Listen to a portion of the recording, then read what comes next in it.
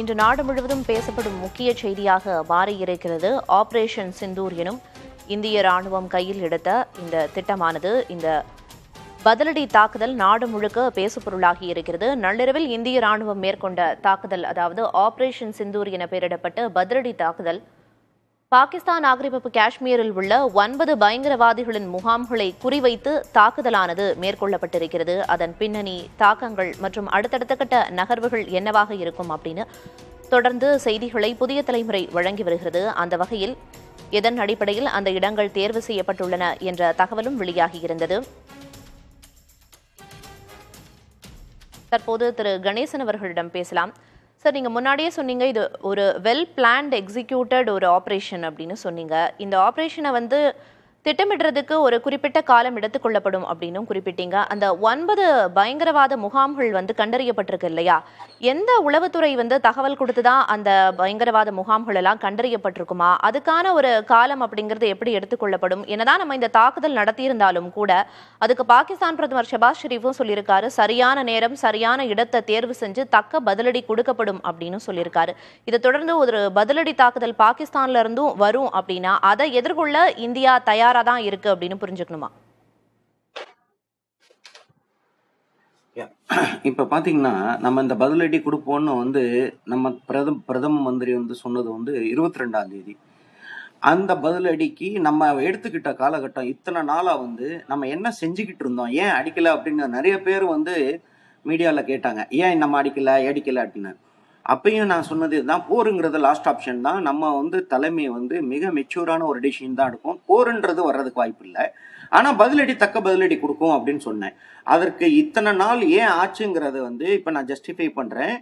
இதுக்கு ஒரு ப்ரிப்பேர்ட்னஸ். இப்போ நம்ம இந்த மாதிரி ஒரு பதிலடி கொடுக்க போறோம் அப்படிங்கிறத முடிவு பண்ணிட்டு, அதாவது இந்த தீவிரவாதத்துக்கு ஒரு முற்றுப்புள்ளி வைக்கிற ஒரு அண்டை நாட்டு, எதிரி நாட்டுல இருந்து இத்தனை காலகட்டம் சுதந்திரம் அடைஞ்சதுல இருந்து நம்மளை இந்த தீவிரவாத கொடுமைக்கு ஆளாக்குன இந்த தீவிரவாதத்துக்கு முற்றுப்புள்ளி வைக்கிறதுக்கு இந்த மாதிரியான ஒரு பதிலடியை பிளான் பண்ண உடனே அதற்கு பின்விளைவுகளை யோசித்து, கான்டிஜென்சிஸ் யோசித்து, கான்சிக்வன்சஸ் யோசித்து அதற்கான ப்ரிப்பேர்ட்னஸை ரெடி பண்றதுக்கு தான் இவ்வளவு காலகட்டங்கள் ஆச்சு. நம்ம எடுத்ததுமே அடிச்சிருந்தா நம்மளுடைய ப்ரிப்பேர்ட்னஸ், டிஃபென்சிவ் ப்ரிப்பேர்ட்னஸ் இல்லாம இருந்திருக்கும். அப்போ இது தெரு சண்டை மாதிரி, ஒரு ஸ்ட்ரீட் ஃபைட் மாதிரி ஆயிருந்திருக்கும். இப்போ அவங்களால நம்மளுடைய ப்ரிப்பேர்ட்னஸை மீறி நம்மளை அடிக்க முடியுமா அப்படின்னு கேட்டால் மிகப்பெரிய கேள்விக்குறி. ஏன்னா நம்மளுடைய air defence system in place, state of the art air defence system.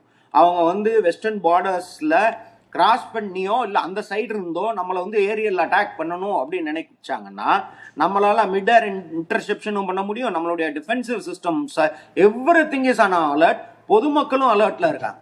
அப்படி இந்த ஒரு இதுதான் தருணம். அப்படிங்கும் போதுதான் நம்ம அடிக்கிறோம். நம்ம ரெடி, எல்லாத்துக்கும் விளைவுகளுக்கு ரெடியா இருக்கோம் அப்படின்னு தெரிஞ்சுதான் இந்த பதிலடி கொடுத்துருக்கோம். இப்ப பாகிஸ்தான்கிட்ட உள்ள ஆப்ஷன் என்ன அப்படின்னு பாத்தீங்கன்னா, அதுவுமே ஒரு இறையாண்மை உள்ள ஒரு தேசியம் தானே. அதுவும் அவங்களும் அவங்க அந்த நாட்டை ஆளணும். அவங்க நாட்டிலையும் அரசியல் இருக்கு. ஒரு பக்கம் ராணுவ ஆட்சியை பிடிக்க இது பண்ணிட்டு இருக்கு, இன்னொரு பக்கம் தீவிரவாதம் தலைவிரிச்சு ஆடுது.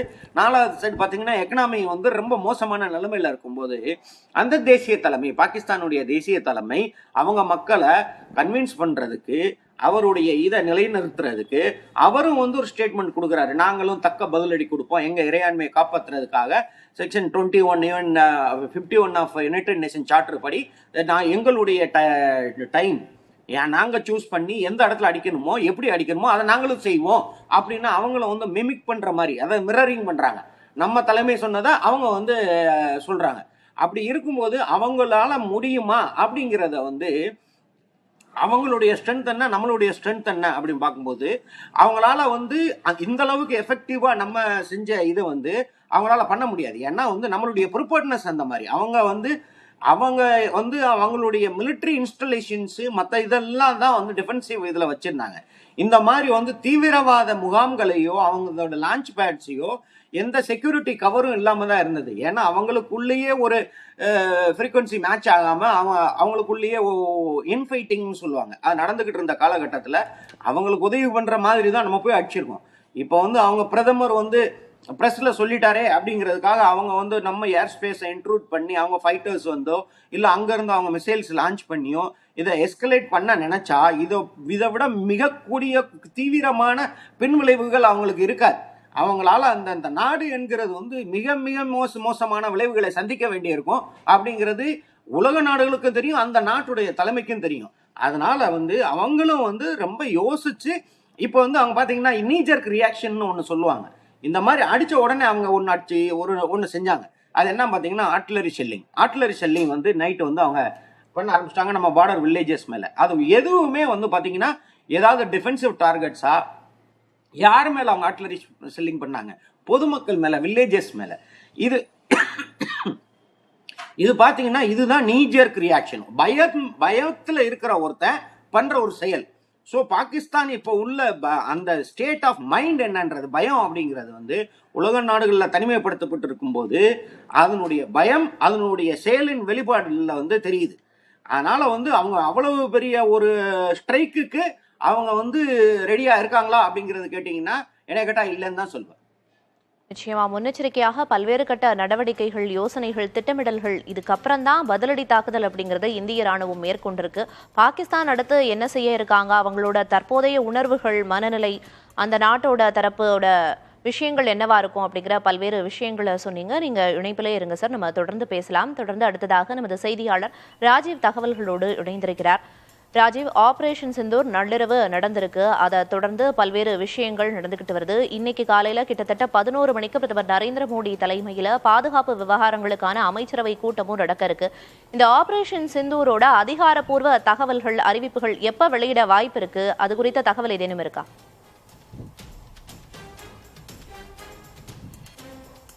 கண்டிப்பாக பிரியதர்ஷினி, இன்று காலை சரியாக 10 மணிக்கு செய்தியாளர்கள் சந்திப்பானது நடைபெற இருக்கிறது. குறிப்பாக வெளியுறவுத்துறை மற்றும் பாதுகாப்புத்துறை அதிகாரிகள் இணைந்து இந்த செய்தியாளர்கள் சந்திப்பை நடத்துகிறார்கள்.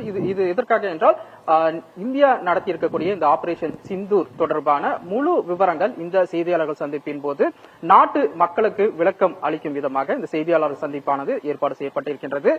நமக்கு தெரியும், இந்த தாக்குதலில் 9 பயங்கரவாத அமைப்புகளினுடைய அந்த தளங்கள் வந்துட்டு முழுமையாக அளிக்கப்பட்டிருக்கின்றது. இது அதே போல இந்த தாக்குதலில் 60க்கும் மேற்பட்ட உயிரிழப்புகள் வந்துட்டு ஏற்பட்டிருப்பதாக மத்திய அரசு இந்தியா சார்பில் தெரிவிக்கப்பட்டிருந்தாலும், இன்று காலை இஸ்லாமாபாத்தில் பாகிஸ்தான் நாட்டு அரசு சார்பாக ஒரு செய்தியாளர்கள் சந்திப்பு நடைபெற்றது. அதில் இந்த இந்தியாவினுடைய இந்த அவர்கள் கூறுவதற்கு முழுமையாக மறுப்பு தெரிவித்திருக்கின்றார்கள். தங்களுடைய அந்த ரீஜனுக்குள்ள வந்து எந்த ஒரு உயிரிழப்புகளும் ஏற்படவில்லை என்பது அவர்களுடைய ஸ்டேட்மெண்டாக இருக்கக்கூடிய நிலையில இன்று காலை நடைபெறக்கூடிய இந்த செய்தியாளர்கள் சந்திப்பின் போது இந்த தாக்குதல் குறித்தும், இந்த தாக்குதல் எவ்வாறு திட்டமிடப்பட்டிருந்தது, எத்தனை நாட்கள் திட்டமிடப்பட்டிருந்தது, மேலும் தாக்குதலுடைய எதை டார்கெட் செய்து இந்த குறிவைத்து தாக்குதலானது நடத்தப்பட்டது